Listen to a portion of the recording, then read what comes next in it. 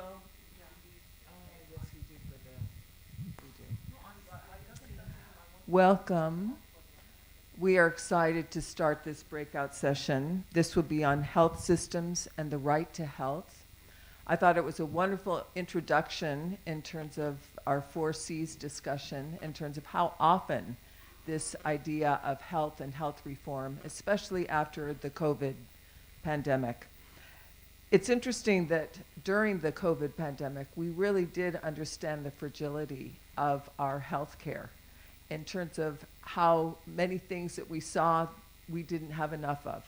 We didn't have enough hospitals. We didn't have enough healthcare professionals.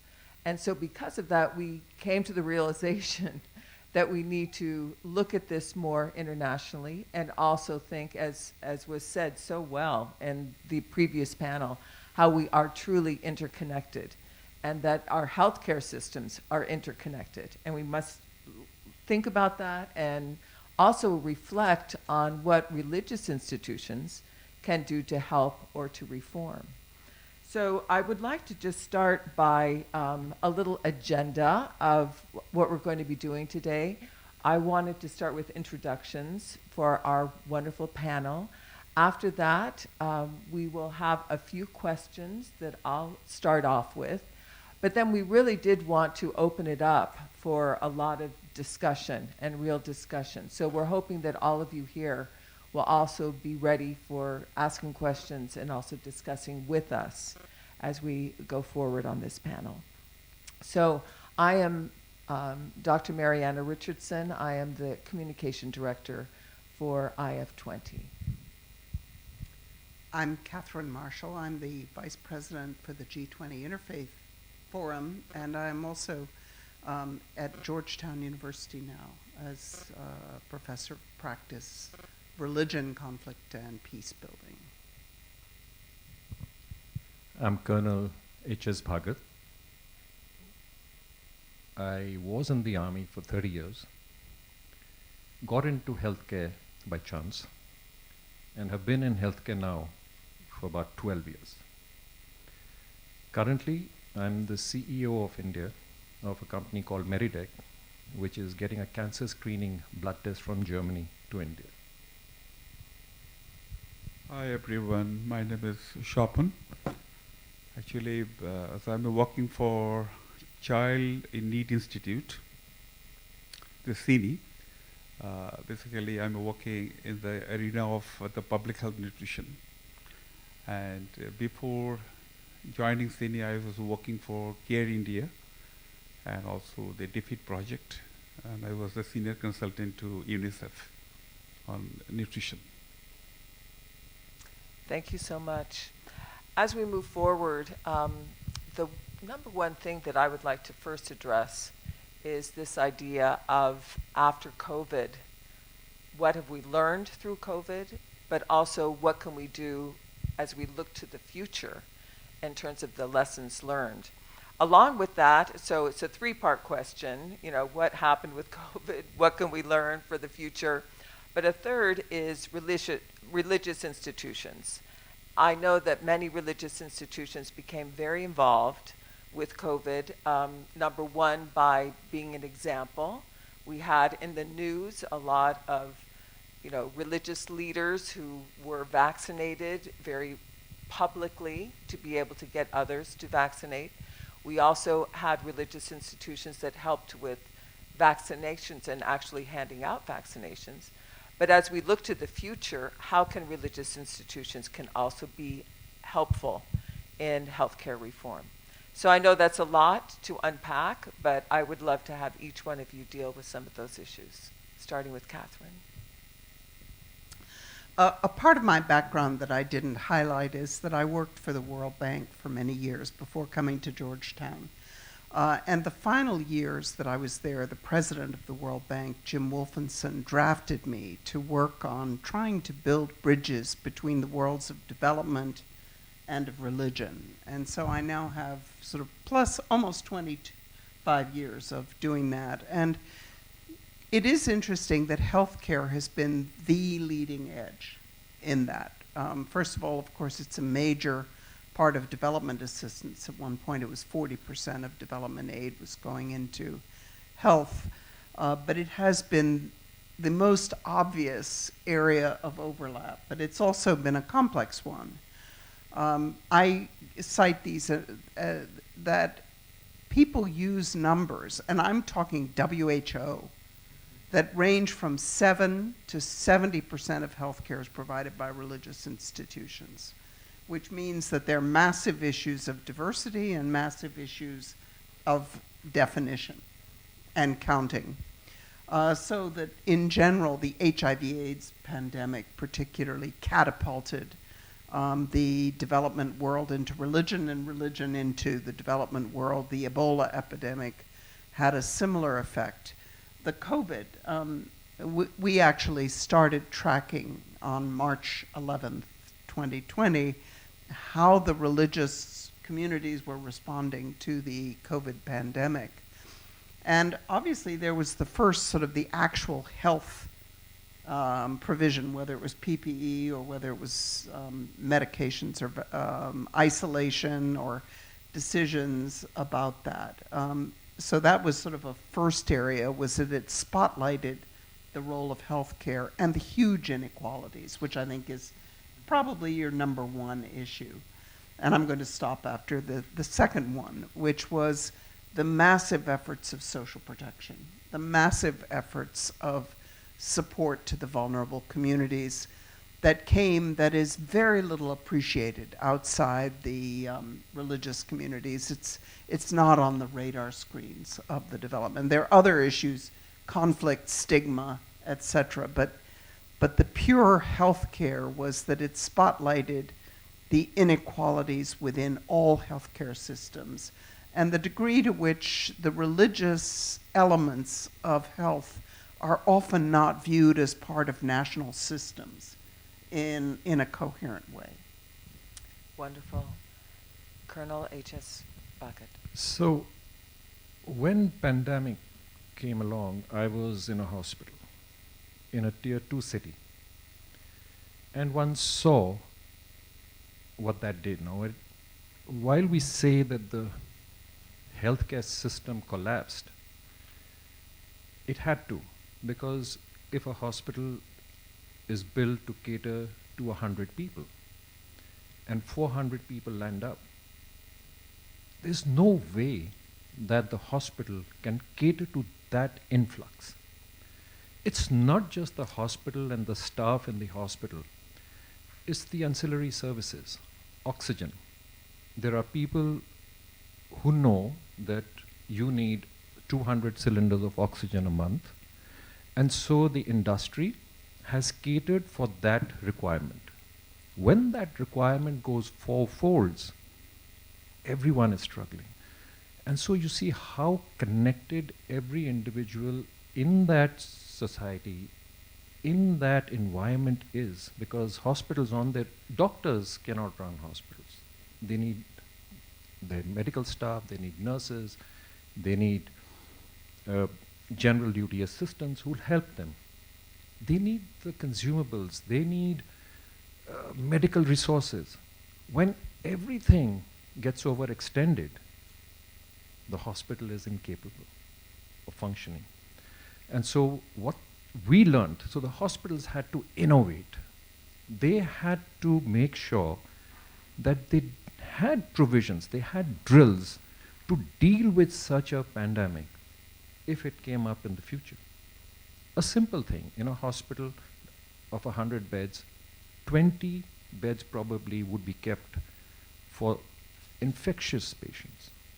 Here, everyone who came needed a separate place because it was so highly contagious. Another challenge. So there are so many complex things in the healthcare system that needed to be dealt with that, yes, initially it did seem overwhelming. But as things progressed, everyone stepped in. Healthcare is a threefold issue: physical health, mental health, and emotional health. Even people who did not come to the hospitals, they were in their homes, were so scared about the pandemic. They did not have enough information. They didn't know what was happening. That's when the religious, leaders, they stepped up.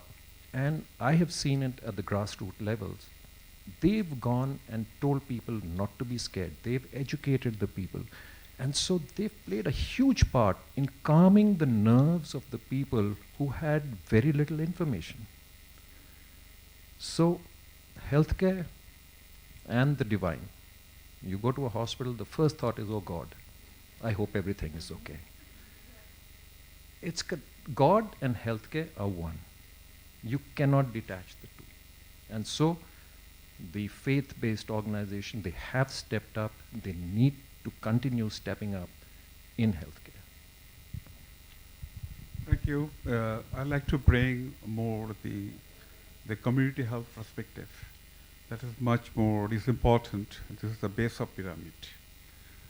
So whatever the policy is articulated well of Government of India, the health policy, there are very flagship programs like as a National Rural Health Mission and Poshan Vision, that means the nutrition mission, and blueprint is excellent, and they have manpower, enough resources, but one thing is that the preparedness.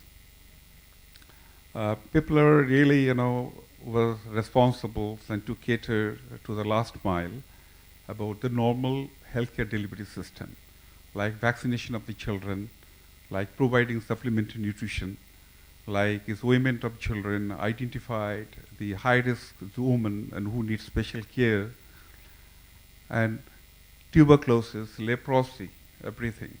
The pandemic was in very much let down, but the preparedness might be at the tertiary level was very good.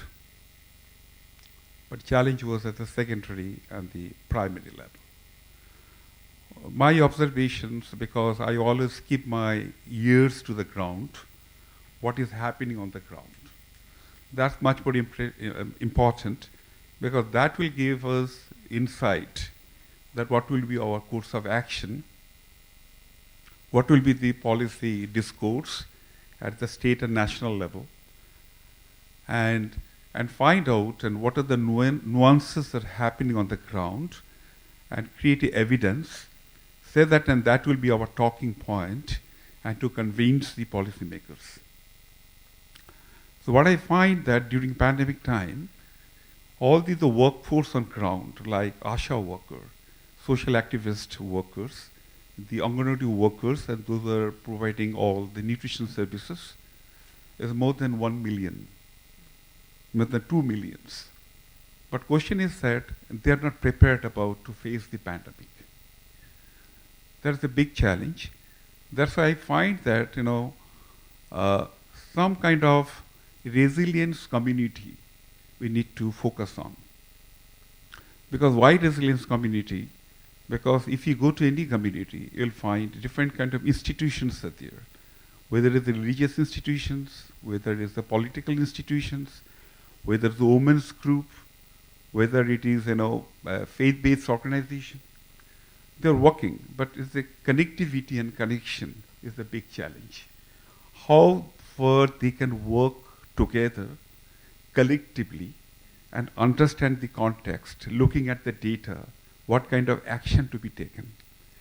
So that was the whole idea. That's why community resilience is very much important, where each community should have their plan of action, what they should do that. So where it should be articulated well, that what will be my role of the frontline workers, the faith-based organization, and also other political organizations, and those are elected by the local government. So this plan of action is very much required. At the same time, and some kind of review mechanism, how we are progressing. I'm talking about this one is that, the emergency situation and non-emergency situation. We are very much focused in non-emergency situation. We have to give much more focus on the emergency situation. And last thing I want to say, the faith-based organization, I find yesterday one of the speakers talking about the faith-based organization is able to reach out 15% of the community. But question is how they are mainstreamed, how they are in the part of the policy making, decisions making. This is in silo. But until now, unless they are not in the mainstream, not highlighted, it is very difficult for the institutions to bring any kind of changes at the policy level. Thank you very much. Wonderful. You know, all three of you have kind of talked about very much what's happening now in 2023. Yes, we need to learn from what happened previously, but we also need to look forward and see what had happened and how can we fix it and make it better. I was reading the Institute for Health Metrics listed 11 health issues to watch in 2023. Of course, the very first one was aftermath of COVID. I mean, that was the number one. But the number two was mental health. And I know many of you also have alluded to that. But I want to know that as a professor, too, I also teach at a university. And I have noticed myself with working with these young people that so many of them have dealt with mental health issues because of COVID. And as you've mentioned already, that is also a part of health reform that we must look at. Along with that, though, they also talked about the impact of climate change on health and population aging, and of course, poverty, car accidents, diabetes, heart disease, all of those that we kind of expect and are part of our lives. But I wanted to also talk about some of these other issues. We have long COVID issues that are going to be with us for a long time. But we also have residual issues in health that are happening because of COVID oftentimes, but also other things that are happening in our communities, but also in our countries. So I wanted to see if we could tackle some of those as well. Catherine, would you like to start? Well, I guess I start with the very global, which is very broad, because that's sort of my bailiwick, or the pond that I'm working in, where we obviously have the probably best articulated of all of the SDGs are those within the healthcare system, but they have been very disrupted by COVID. So when you look at the sort of religion health intersection, I think the most immediate concern that many experts have is that there's a desire to forget about COVID right now, just to put it aside. And yet, the next pandemic is inevitable. So you have, on the one hand, a lot of reflection of pandemic preparedness and treaties that the WHO is preparing and so forth. And yet, you have far less, just a dramatic drop in discussion. And of course, very little engagement, very little effort to bridge the divides that the COVID crisis made clear of where the religious communities were part of healthcare systems, either as actually operating hospitals and clinics and doctors and nurses, but also what some call the religious health assets, which are the strengths of the communities. So I think this pandemic preparedness issue is one that has to go from the very global to the very local. And it's not very wise to forget it, since the next pandemic, with climate change, as you mentioned, there's so many issues that are associated with it. It's inevitable that it's going to happen again. And so we need to be better prepared than we were.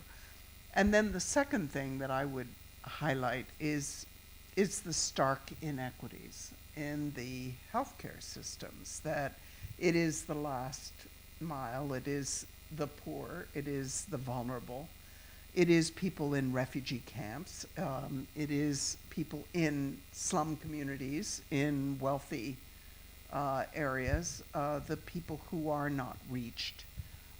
And some of the systematic biases that contribute to that some of them became very obvious during the COVID crisis. And I think that there's a great deal to be learned from what was not done and the people who were not reached. And it was, among other interesting issues, was this sense of who's an essential worker, who really matters in the society. And of course, there's no correlation between what people are paid and who really matters. But this sense of the people who run the systems and keep them going, and then the who is reached and with what services, and the insidious role of money in all this. I've been teaching a class on COVID, and yes, one of the issues was that COVID did not strike children in the same way that many pandemic diseases have in the past. They were largely exempt. But being shut up, what was the figure in India? 536 days out of school. And similar, longer in Bangladesh, that the impact on young people has been very strong, and there's a lot more research evidence that I think is putting this mental health issue on the agenda. Over to you. So, there's been a lot of learning with the COVID. The government in India realized that the tertiary care hospitals, facilities alone cannot absorb a pandemic if it happened again. There needed to be a triaging of people who thought they were seriously ill versus were they actually that ill. And this is a very big learning. And so what's happened now is that down to the district level, the civil administration has been roped into the system, the healthcare system. Whenever COVID resurges, there is a sudden panic. But it's not seen today because at the district level, so you've got the primary health centers. At this primary level, you've got the community health centers at the secondary level, and then you have the tertiary, where you have the general hospitals and the tertiary hospitals. So what's been put in place is whenever somebody feels that they have COVID or they've got a fever or they've got a viral infection, they are seen at appropriate levels. And only if the doctor or the healthcare worker thinks that they need to be escalated, they need to be pushed to the next center, is that done. What that does is, one, with the individual, it tells the individual your life is not at risk, calm down.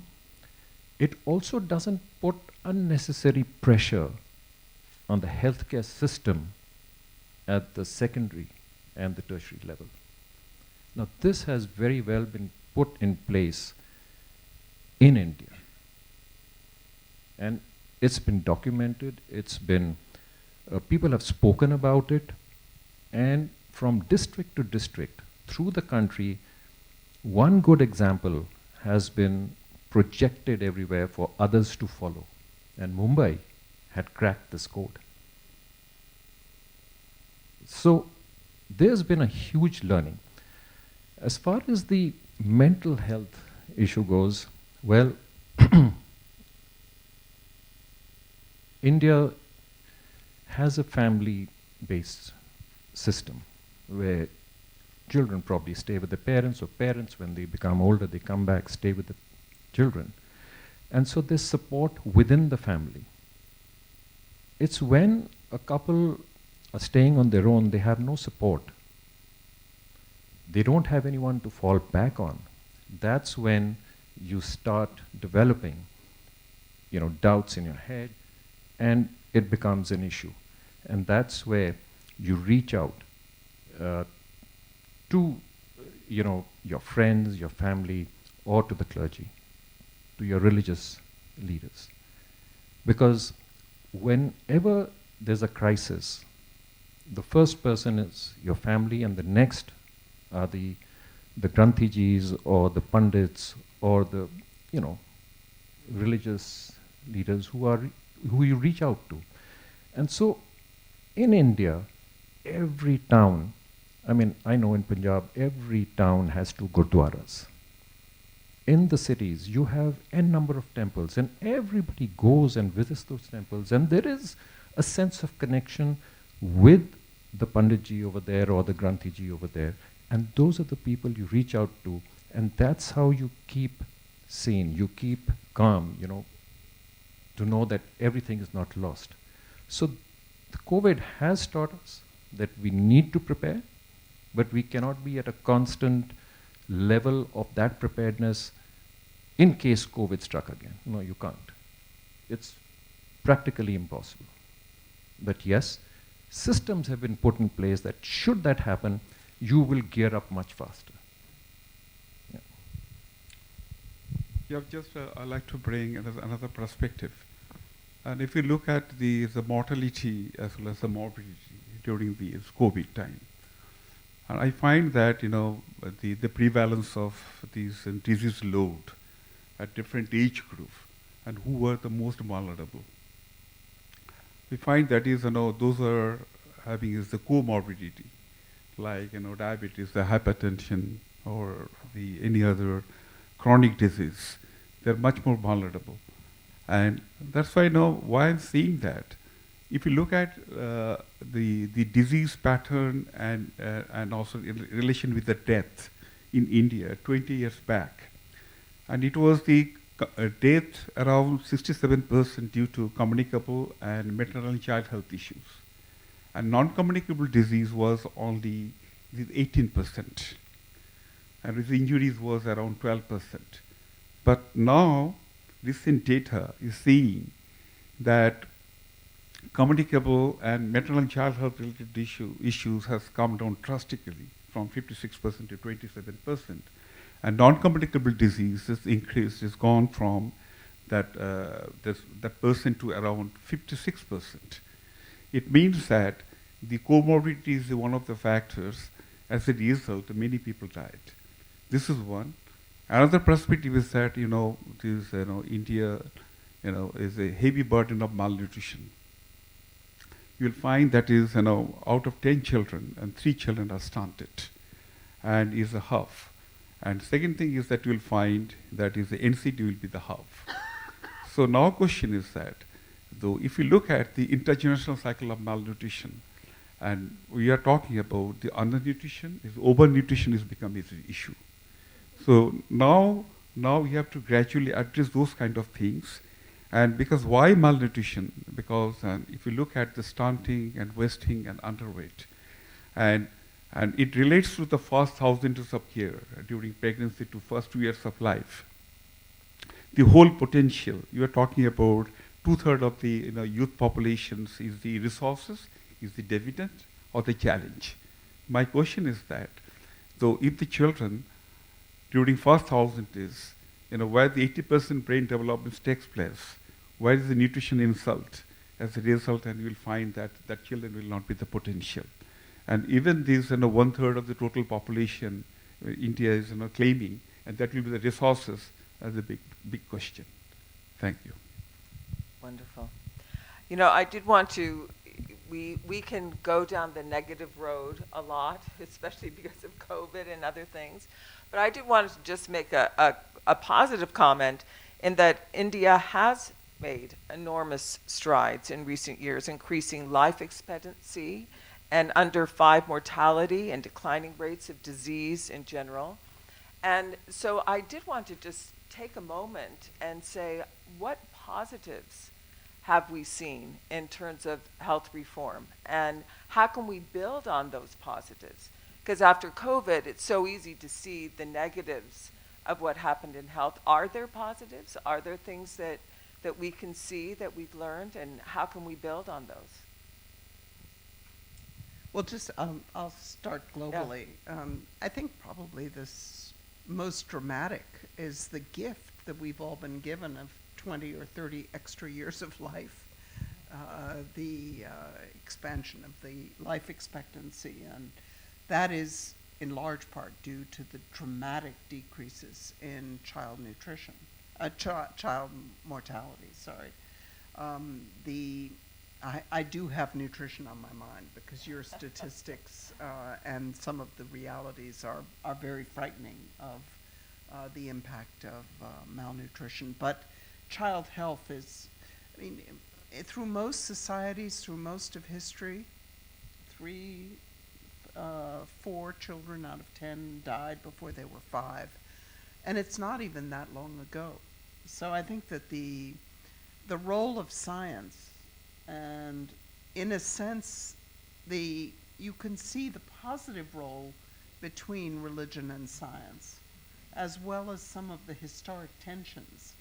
But they come out most dramatically, I think, in the healthcare, where I think it is a myth that the religious world rejects science. I mean, that's, again, one of the sort of classic myths, and we have seen that with one of the more troubling aspects of the COVID experience, which is the growth, really, of vaccine hesitancy, the anti-vaxxers, and the extraordinary, I mean, and again, everything comes together, but in this case, the role of social media. I mean, we work on West Africa and Senegal and other countries, and in rural Senegal, people were hearing rumors about Bill Gates implanting chips that would, tell you, and that it was reducing fertility, and so the whole family planning program was turned upside down because of that. But I think that it is perhaps our challenge to deal with the vital role that religious institutions play in so many different ways in healthcare, all the way from running the hospitals and being the doctors and being the nurses and training them and so forth, and sort of lifestyle messages, all the way to the community support that takes place. Sort of helping us and helping the professionals in the world and the healthcare, and that includes WHO. I mean, we're working with WHO, the World Health Organization, in an effort to take stock of the COVID experience, and therefore to have a more balanced, a more constructive, a more positive appreciation of the ways in which the religion health nexus can evolve in the future. But it is, I think, a positive story overall with a lot of blips, but it is one where there is, I think, a large agenda ahead. So the biggest positive that's happened after the COVID is that people have realized that they need to take care of their health. There are far more people today going for health checks and making sure that they remain healthy than you had previously. Because, as Swapan brought out, a lot of people who died in COVID are those who had comorbidities. Right? They were already not well. And when the virus struck, it just, quickened the process, and a person died. And so the importance of keeping healthy individually, that's come about after the COVID, and that's a huge change, because in India, nobody went for health checks, very few. I mean, if I were to put a percentage, maybe 1 or 2%, people just took good health for granted. That myth has been broken after COVID. Systems have been placed in India. The Ayushman Bharat Prime Minister Yojana, that is healthcare for the underprivileged, up to a level of 500,000 rupees per year. That was launched in 2018, has gone a huge way in giving these people the healthcare facility, which wasn't there earlier. It was a state-based healthcare insurance that was given, but just 6 to 8 states in India had that. And the government is imploring them, telling most states to do that. Because the government can set rules, they can give support, but finally it is down to the grassroots level, to the individuals, to the community to make sure that you stay healthy. And you don't need hospitals if you can help it. I mean, if you're in an accident and you injure yourself, that's a different thing. But 10 people living in the same environment, one gets obese, the other one is fit. I mean, that's an individual choice that you're making. And so health is a very individual subject. And that's the way I look at it. And it has made a difference after COVID. That's the biggest positive. I really is endorsed the Harjit. The government of India has an excellent program, and is reaching the last mile. And they have excellent HR structure on ground at different levels. But question is our target with the community. The whole thing is that services are there. Now it is very much well equipped under the Ayushman Bharat, the health for all, the last mile. And here, the very good program we have, the RMNCHA, the reproductive, maternal, child health, nutrition, and adolescent health. And it gives a complete package to the community so they can really have a better health. But challenge is the health-seeking behaviors. The question is that supply is there, but where is the demand?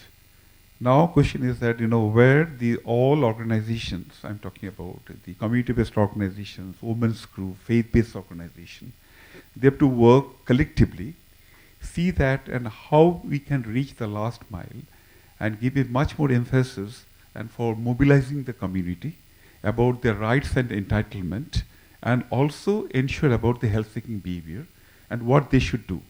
And it happens during COVID.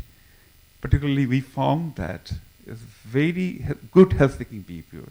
And even the tribal village, the primitive village I visited, where people are using the mask.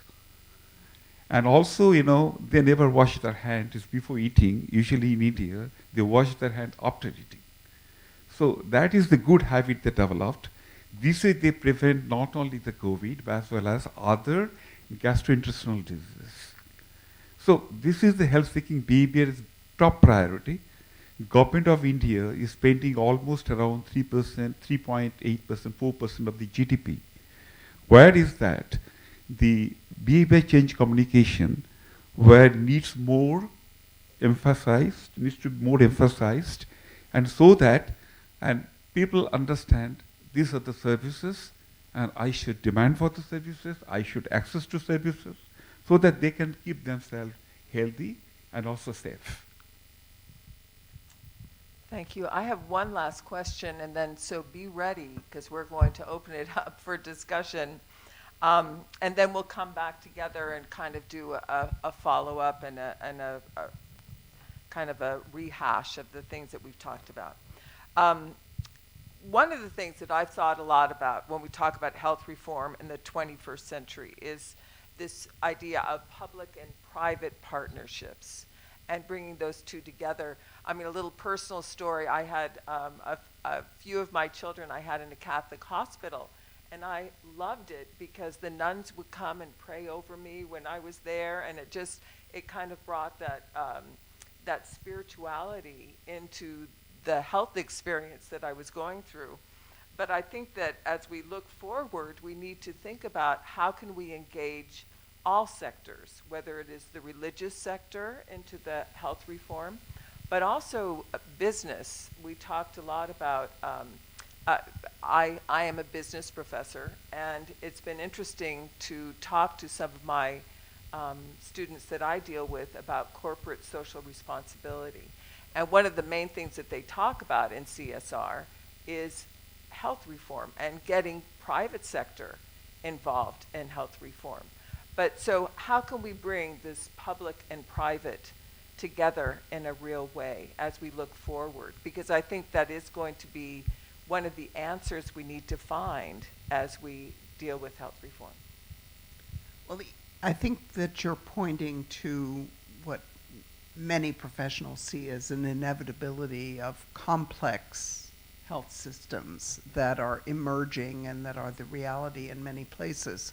But I do want to come back to what I think is an uncomfortable, difficult debate in a lot of the development world, which is the distinction between a public responsibility and a public obligation to do the full provision.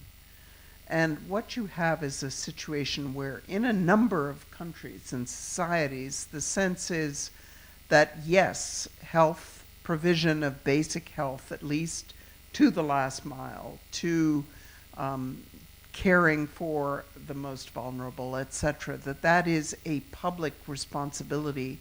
But then the implication would follow that that would be the responsibility of the government to deliver that. And that is, in some situations, that may make sense. My understanding is that Sri Lanka, for example, you have basically a public health system with a relatively, with a private system that serves the wealthiest. But it has developed as a public policy that you have a government-provided set of health institutions. And that is the aspiration in a lot of places. And what's happening, therefore, is a sort of jumbled development of private services, and without the kind of regulation and oversight. And particularly, I mean, the United States healthcare system is insane in terms of the bills that people receive, the corporatization of medical care is profoundly inequitable and profoundly, I would say, amoral. But that may not be the right contrast. But I think that having a better debate about how you have the public responsibility and the oversight and the safety net that guarantees the decent level of care and defining what that is, all the way to let the system just, develop randomly as you see fit. So I think that how the private sector avoids the corporatization, which is the word for just the gouging, the greed. I had a blood clotting incident a few years ago after a G20 incident where I was in the hospital for a week. I think the bill was $400,000. Fortunately, my insurance company covered it, but it was modern medicine, but that's the reality.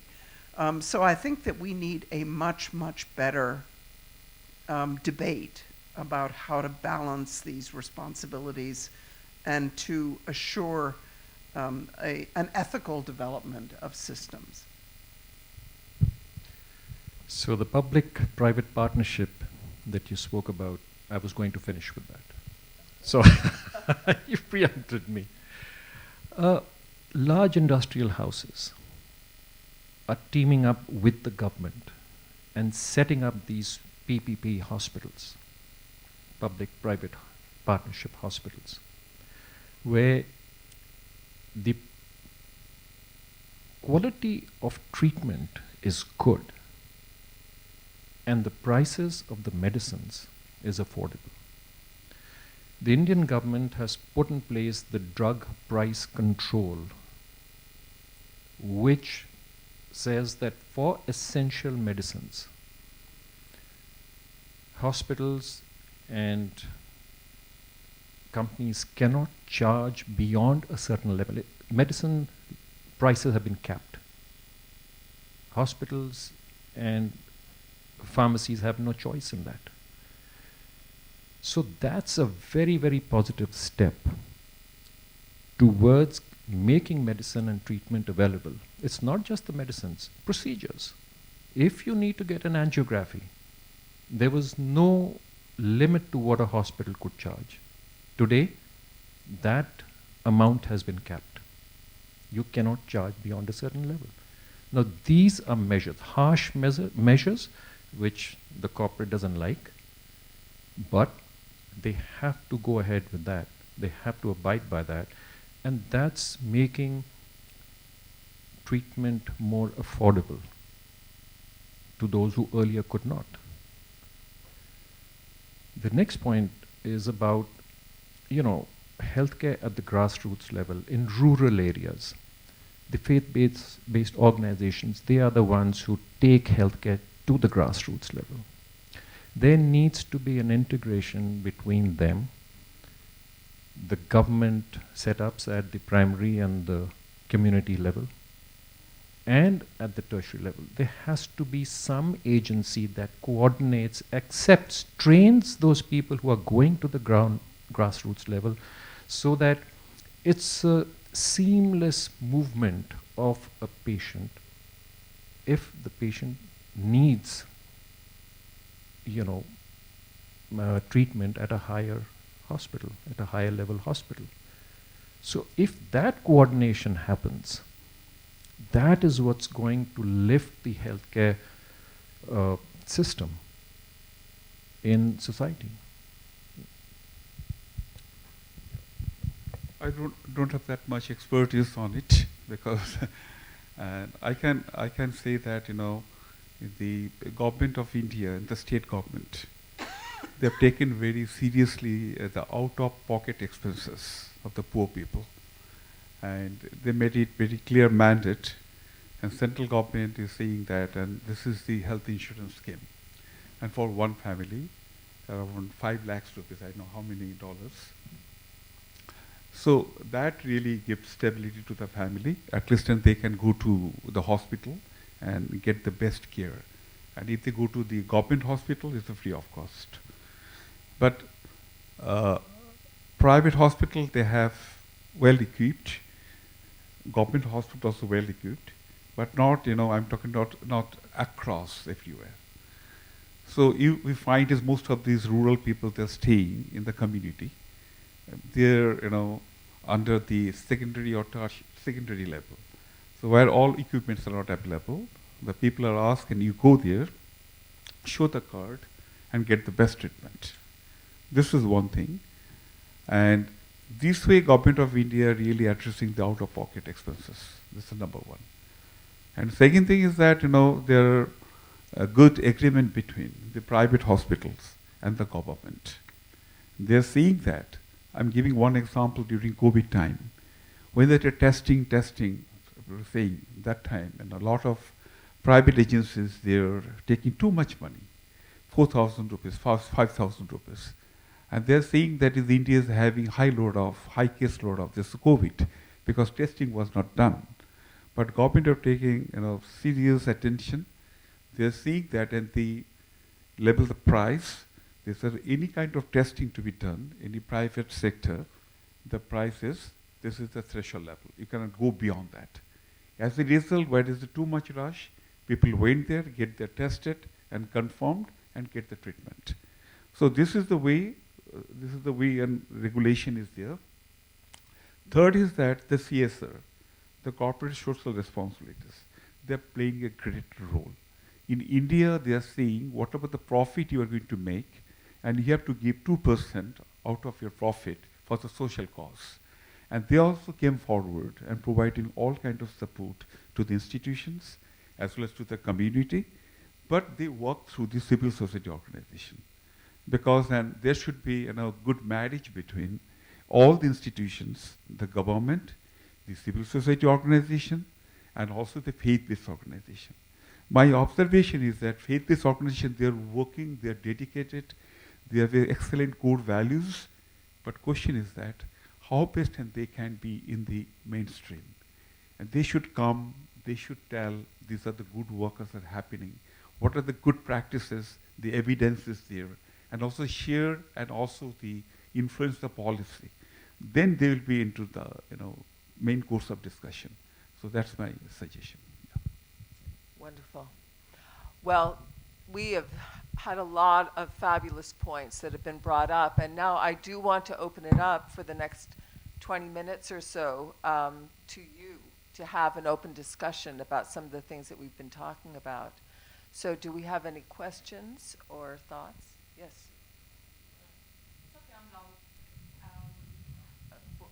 Will you need it for the tape? For the recording. Mhm. Okay. So you addressed mental health illness in your discussion, and I'm interested to build on something that Professor Katherine said about how children were impacted by the pandemic, not directly as the first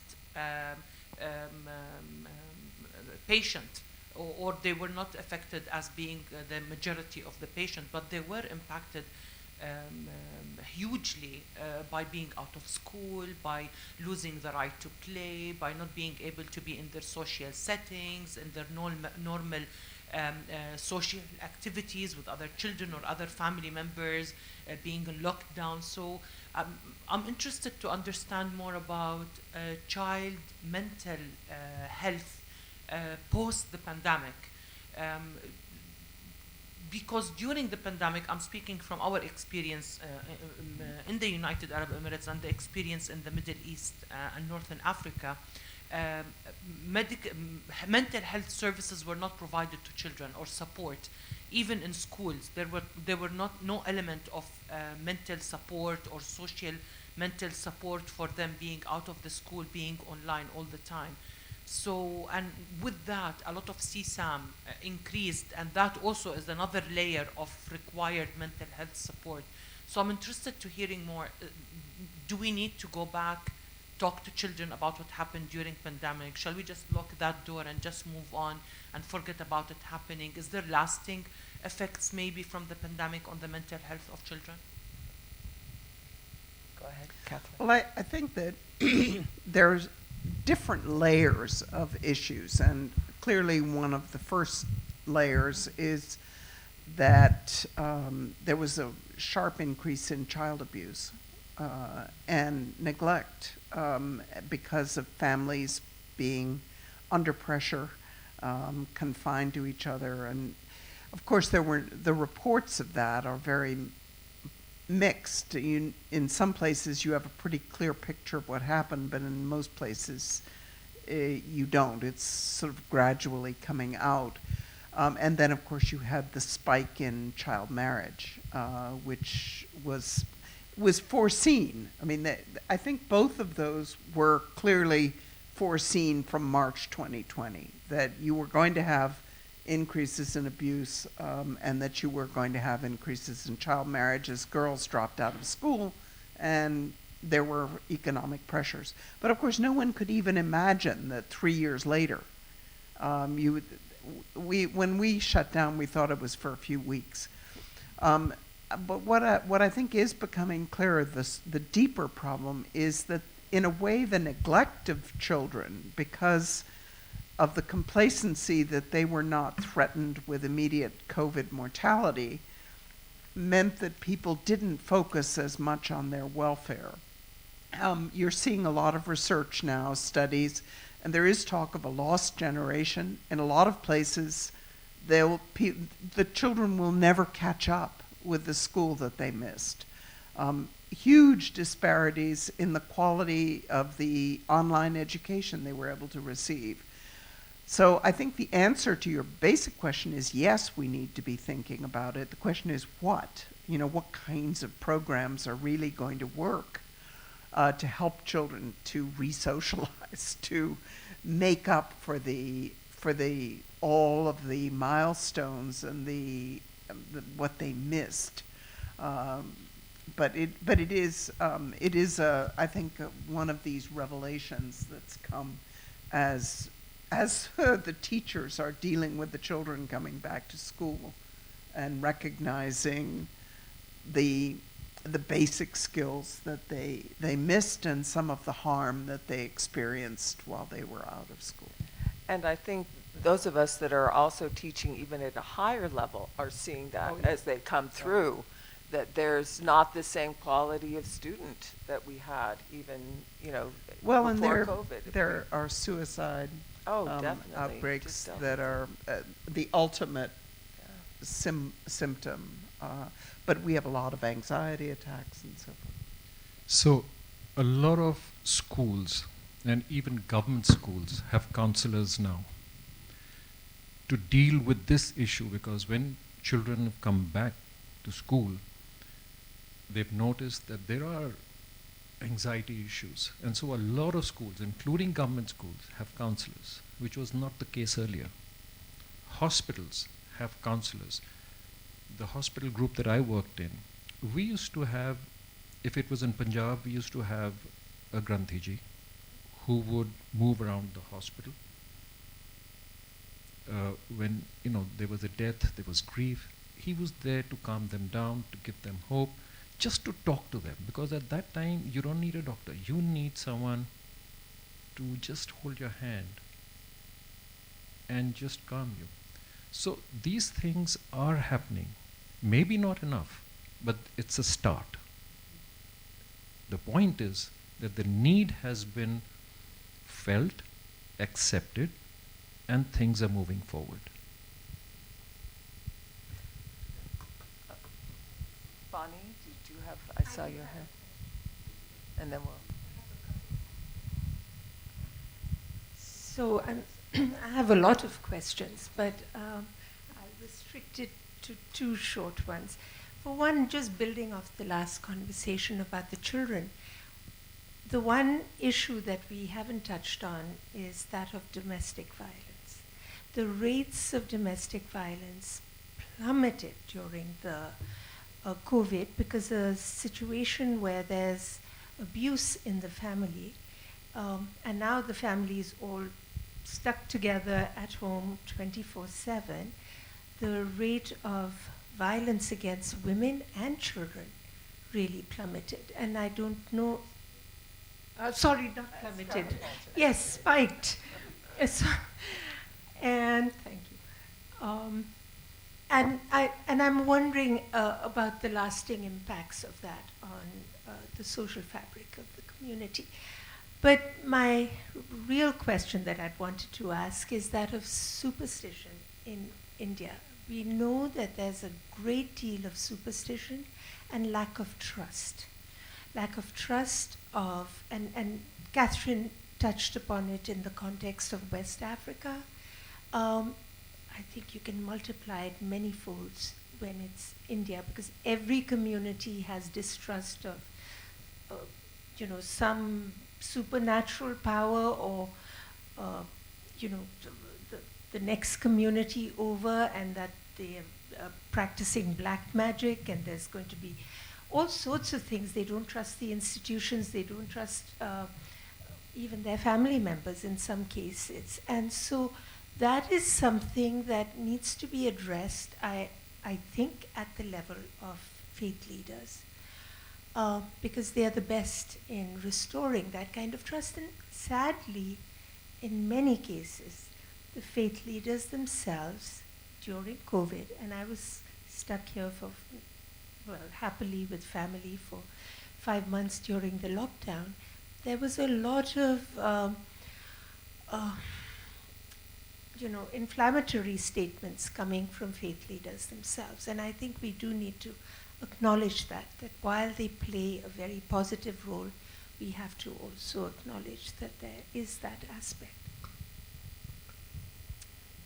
Would you like to talk about that?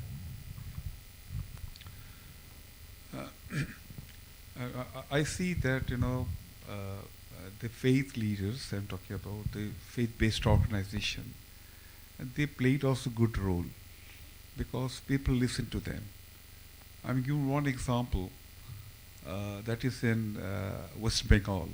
It's one of the states in India where people have a lot of hesitancy about the vaccination, about the use of mask.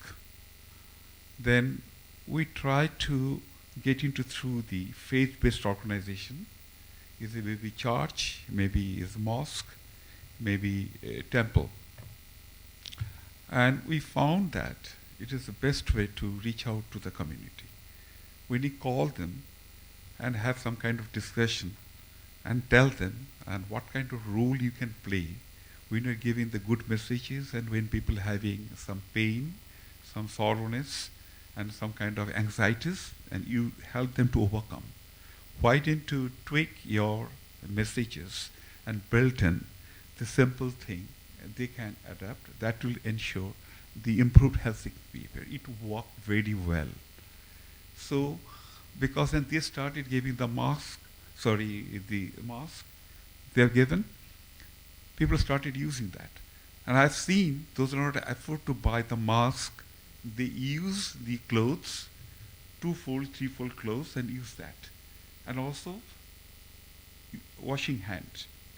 And I'm giving another example, the tuberculosis. The tuberculosis is very much, is alarming in India. The multi-drug resistance tuberculosis. And where the government of India, excellent system to provide the treatment in terms of the lab test and also providing the treatment, the DOTS, the direct observability treatment. But thing is that, when there's the mosque and they're in the early morning, on the evening, they've given, what's called ajan. I do not know what is English ajan. They do the miking. So that time they're also talking to the community, giving the message. So if anybody has fever, more than 3 weeks, cough, please come here, we'll help you out. They taught all the ANMs, auxiliary nurse midwives, and health workers, and they give education to them, and they provided that. And these religious leaders played a good role, and they are playing the role of the ANM. They have come to me at the time of prayer, and I'll give you the tablet. So this is the best way, and they can play the role, and they're doing significant role.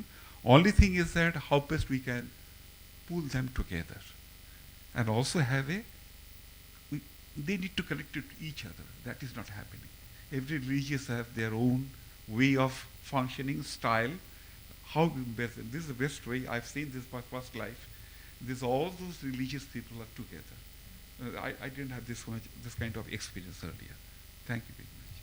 So your point about religious leaders making certain comments which didn't go, which was not scientifically correct, it did happen. But what was encouraging to see was that as the vaccination program went on, citizens saw the good effects.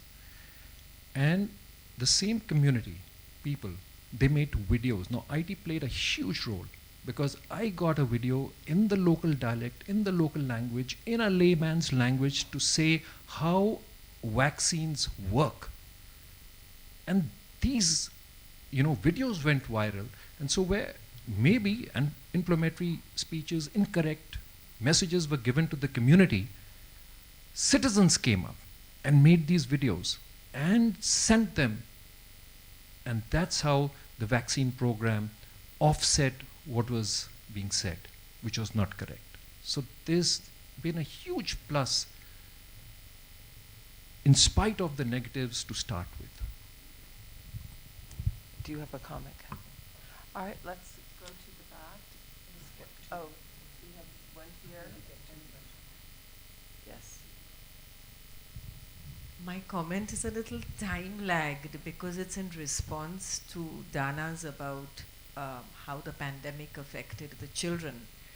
And it was so encouraging to see in India, and we traveled to Northeast, which is historically not in sync until recently with the growth and development that is happening in the rest of India. But we saw certain faith-based communities compensate for the schools being shut for these hundreds of days by having their students have classes for those younger children who did not have access to education, whose schools were closed. So as a result, not only, and these were, I don't know if you all have ever visited government schools in India, but they are fairly dismal. Teachers go because they have to go. It's picking up now, but this has traditionally been what you equate the government school education with. And actually there were a lot of positives that I think came out of COVID. One of these was the fact that it took a whole lot of young people who early college or who just, and what they did was they gave tuitions to those children younger than themselves who were deprived of this education. And I often wondered why more faith leaders didn't encourage young people to do this as their service to their society and their community. This not only compensated for the education they didn't get, it gave them a much higher level of education, because these students who were in university have access to excellent education, private education. So it actually opened up new fields. This was, to my mind, one of the positives that came out of COVID. It instilled in young people are hardwired to wanting to do good. I don't believe young people are, cynical and immune to service. I think they want to do something. They just need to be shown what it is they can do. This was one of the ways in which the education system, this is one of the ways in which children who were deprived of education, surprisingly, got a better education during COVID. The other point I just want to make, what was also interesting to see during COVID, I can't remember who was speaking in the morning session who quoted Martin Luther King, who said that human resources are there, but human will is lacking. I actually saw during COVID, what was amazing was a political coming together, barring one or two aberrations, which will always be there. But it was very powerful, that imagery of having, whether it was Prime Minister Modi taking his vaccination, or whether it was the 95-year-old Queen of England taking her vaccination. But there was a huge political will and a coming together to show that, look, you're not alone. I thought that message was very powerful. The one that, it cut across nationalities, it cut across a whole lot of things. You had religious leaders, and I endorse what the two speakers have said.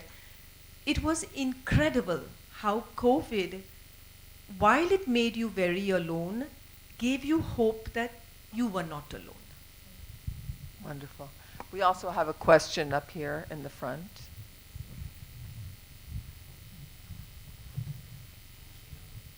Thank you very much. So it's very interesting to hear all of your perspectives. I have actually two questions. One is, you spoke a little bit about what the government has done with the Ayushman Bharat, the health and wellness centers. You spoke about PMJ, all very incredible and feats. And the operationalization of them is even more remarkable. However, in India, 60% of healthcare is delivered through the private sector. And that includes your labs, that includes your drugs, that includes everything. And I understand that there are ways we're trying to get PMJ to be more inclusive and other things. I'm well aware of that. However, that private sector is not big corporations, big 100-bed plus hospitals. It's actually small facilities, small people. It's outpatient services. It's things like that. So my first question is, and it alludes to something that Swapan you started with, which is, how do we bring together those smaller groups, whether they're faith-based, because the same thing exists in faith-based healers as well, or private sector, to be more a part of these efforts of the government of India and the larger visions that are laid out, particularly at the primary healthcare level. So how do we do that is my first question. And then my second question is that in India we saw massive deployment of resources towards preparing for and responding to COVID-19. The US government also gave, I think, $250 million for this as well. But that is peanuts in comparison to what everybody else did. The question is, we had these assets that were deployed, that came into our health system, right? Whether it's oxygen, pressure swing absorption plants, whether it's training of people, networks, etc. How do we deploy those to better service the future health the future health system to prevent and for early diagnosis and prevention, particularly in the case of faith-based institutions? Thank you. Who would like to start? Katherine, do you want to? No, this is Yes. Wonderful.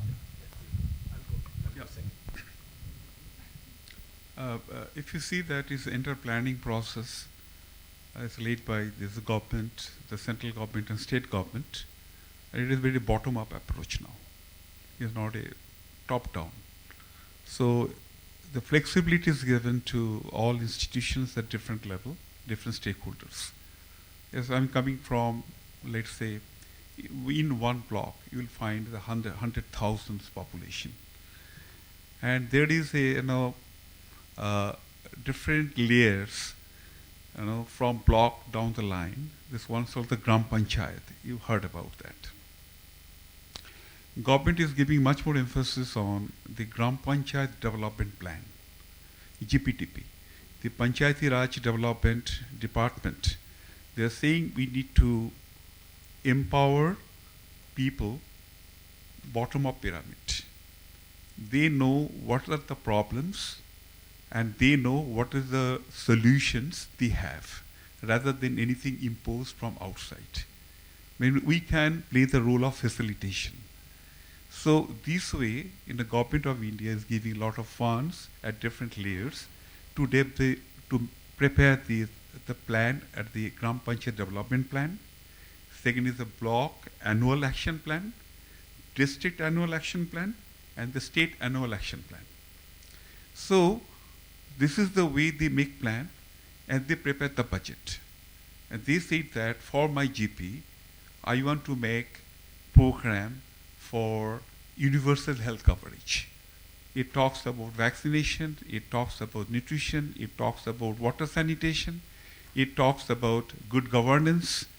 So Panchayat is now very much motivated towards to visible to invisible. Earlier they are spending much more money for constructions, work, road making. Now they're getting into all those issues which is under the carpet. So they're giving much more emphasis on the gender issue, the equity issue, the vulnerability issue. So this is the big plan, and they're also making the child-friendly budget. So child-friendly budget basically talking about the child's education, child's health, child's protection, and also early child marriage. So these are the issues they're talking about. If they make plan, this plan goes to the block level. So where there is a consultation at the block level, and they get the insights, and then they consolidate. So this is the plan. This way they give the budget to each Gram Panchayat. And then block goes to the district, and they get fund from the state, and state gets fund from the central government.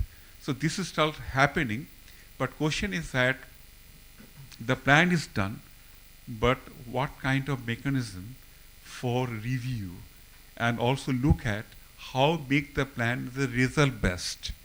So people are talking about the input level, but what is the process and output, what is the outcome, what are the changes happening. For this really my vaccination coverage is improved. As a result, where is my infant, young child feeding is improved. Where is my water supply and other sanitation facilities improved. So these things are started happening because we have to give much more hand-holding to them. What is the input and what is the value for money in terms of output and outcome. So where you need to give much more emphasis, I find that any kind of meeting, right from Gram Panchayat to block level, the participation of the faith-based organization is much more important. They need to be there. Is it happening? It started happening. But it needs vigorous kind of things, attention. So they are doing marvelous job, and it should be, they should position themselves. Yeah, they are making significant contribution. So I'll take on two of your questions. Ayushman Bharat, the program that's been launched for national insurance, whether it's actually happening the way it should, because you said 60% of the hospitals are privately owned. So what happened over there was, and I was working in a corporate hospital when this scheme was launched.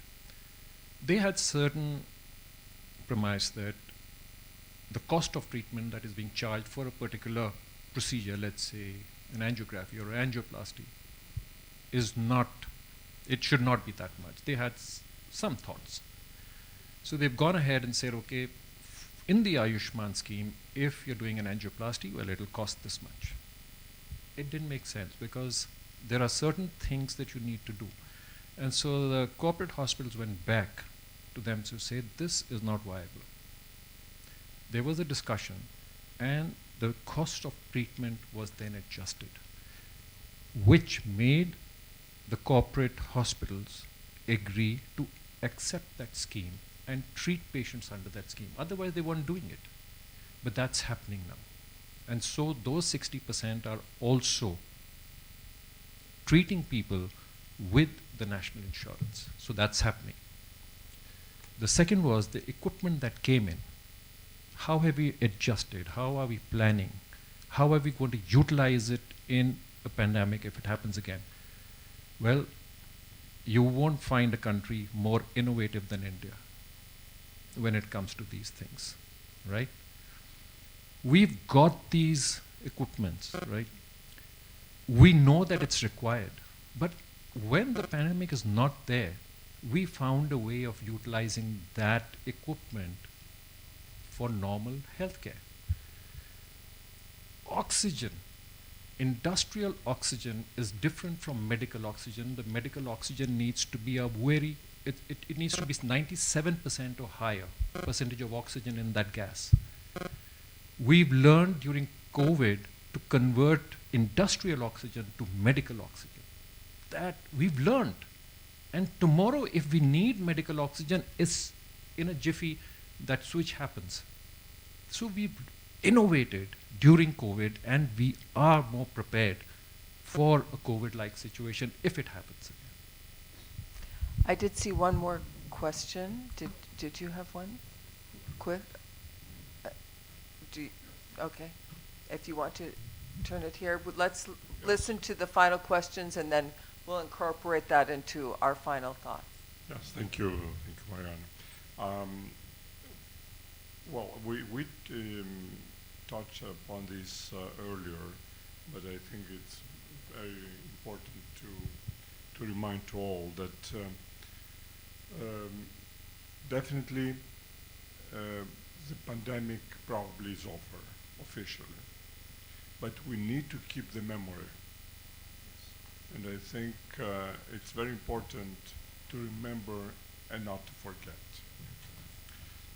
Because based on that, we'll be more prepared for the future. And I think keeping this memory, I know that while I was in France, we did a day seminar that ended up with a publication just a few months ago on the memory of the pandemic. Of course, we can do that in a larger scale. And I think bringing the experiences from everyone, and especially from a religious point of view, because this is more important, because we have seen how religious leaders have reacted during the pandemic, and where the role of the religious leaders, religion in general, was very important. And sometimes it helped, but sometimes it was really a disaster in some cases. So that's why I thought that keeping the memory alive will be very important for the future. Thank you. We have one more. Thank you. So I have a more general question. In the US, for example, people who pay for a certain level of health care are not likely to give up that level of health care, whether they get it through their work or they get it through their school. If they have top quality private health insurance, they're going to keep it. They're not going to choose something lower quality. So from a moral standpoint, when we're talking about kind of equity in healthcare, is simply having access to healthcare the right, or is the right to have access to a certain level or quality of healthcare? Because it's not all healthcare is created equal. Thank you. Actually, that's a wonderful question to kind of end our discussion on, especially as we talk about the vulnerable, which is something that we've talked a lot about in terms of this forum. So let's have our final thoughts. We have about 2 minutes per person to give some final thoughts, and specifically talking about the vulnerable. There's an interesting idea that was explored with the World Health Organization that actually came initially from the International Labor Organization, which was on decent care, the decent health care. And obviously has an element of judgment and a moral element in it. But it is a debate, certainly, that's taking place as to what does a right to health mean. But there is a basic sense that there should be a right to health care, given the capabilities that we have, that science has given us, and the basic equity. I mean, every person has a concern with health care for themselves, their family, and so that it is in some ways the starkest, the easiest human right to think about in practical terms. Coming to Metropolitan Emmanuel, I think the memory of COVID is very important. And there'll be, I'm sure, poems and novels and countless things, but I think what we need is to force the learning of lessons, and that includes this aspect of bringing the religious experience, positive and negative, into the overall scientific assessments that are going on in different places. We do have a very specific plan with the World Health Organization that will look at the religious experience in it will focus on pandemic disease and therefore on COVID, and will result in a WHO task force and a Lancet series that will at least focus on the health. And I will just close quickly with where I started, which is that in looking at the religious engagement in the world of development, humanitarian, climate, conflict, you name it, in many ways health is the most traveled path. It could be considered the most important. There's been a huge amount of work done it. I think at one point we looked at 40% of the research on religion and development was on HIV/AIDS. I mean, it's been a major focus, but there still is a long way to go. And taking into account what we've learned under COVID is an important piece of it. So, interesting question. What I want to ask you is, when you say quality of healthcare or quality of treatment, what do you mean?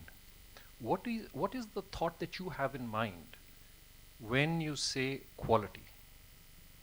What? Yes. Well, I think actually the best example is in the mental health space. Okay. You know, best example is in mental health, at least in the U.S.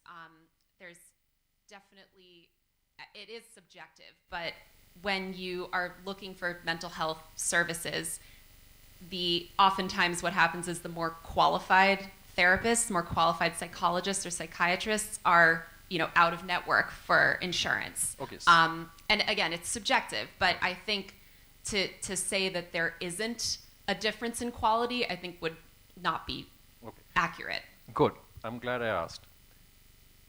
2 words: desirable and possible. Right? Now, I want to just tell you that in a corporate hospital, you have a person who's in the ward, right? And there's a person who's in a private suite. Both need an angioplasty done. The cost is different, not because the procedure is different. They will both go into the cath lab. They'll both get the angiography done and the angioplasty by the same doctor using the same instruments. Everything is the same. It's the comfort level that you're paying for. The procedure is the same. The doctor is the same. There is no difference in the procedure that's been performed on you. So let's not get away from this room thinking that a doctor will treat you differently because you're paying 100,000 and someone else who's paying 50,000. Different doctors, different hospitals. Yes. Different equipment, yeah. Equipment is the same for angioplasty. You cannot do an angioplasty without a C-arm, without a, whatever it is. I have witnessed these procedures myself. I've had the opportunity of doing that. So, yes, they will probably give you a medicine that's been researched. It's a research molecule. They'll probably give me a generic medicine. Both will work. I'll take probably 3 days to get better. You'll take a day, right? So one needs to understand the healthcare, the procedures that are happening, and what's the difference between levels. Now, mental health, totally different ballgame, right? I'm not even going there. That's a whole discussion on its own. But when it comes to physical, medical treatment, there's very little difference.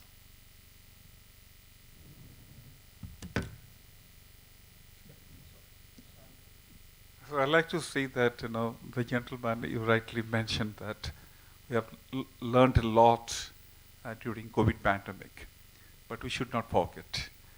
And what I'm seeing that, what is the practice and we are doing during the pandemic, and now the WHO has declared is no more pandemic. And you look at the use of mask and hand washing, it is declining. Because when you talked about the climate change, we talked about the pollution, quality of air, I find some people still using the mask for the benefit, not for the virus. So one thing, from my organization, and we are doing the resilient community. We are doing the model. So we're trying to understand then how best and people can adapt very quickly the health-seeking behavior. So where we tried and to make people understand what is the preventive health, how we can really, give much more emphasis so that they have greater participation and they can also follow it up. And at the same time, and how best we can make use of the local resources, like the government resources, the private resources, so that I have one plan for each community with a plan of action. The resources will come by default, and if the intention is very good. The only thing is that any kind of resilient community needs strong hand-holding support so that they can start working, and later on, and we have to phase out so that they can stand on their own feet.